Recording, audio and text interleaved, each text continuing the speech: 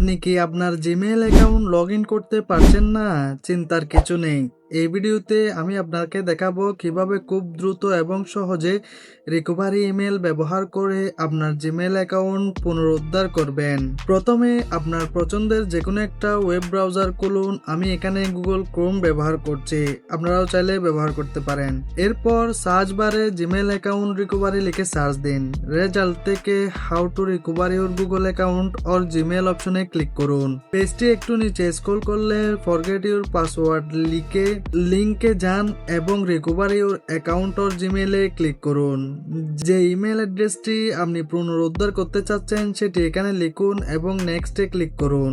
এরপর try another way অপশনটিতে বারবার ক্লিক করতে থাকুন যতক্ষণ না আপনার রিকভারি ইমেল ব্যবহারের অপশনটি দেখতে পান।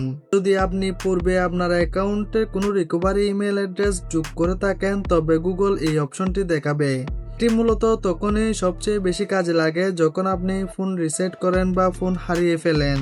এখানে আপনি আপনার রিকভারি ইমেল অ্যাড্রেসটি একটি মাস্কড ভার্সন দেখতে পারবেন। গুগল ইতিমধ্যে সেই ইমেলে একটি ভেরিফিকেশন কোড পাঠিয়ে দিয়েছে। এখন আপনার সেই রিকভারি ইমেল অ্যাড্রেস খুলে এবং গুগল থেকে পাঠানো ভেরিফিকেশন কোডটি চেক করুন। তো 6 সংখ্যার কোডটি রিকভারি পেজে লিখে নেক্সটে ক্লিক করুন।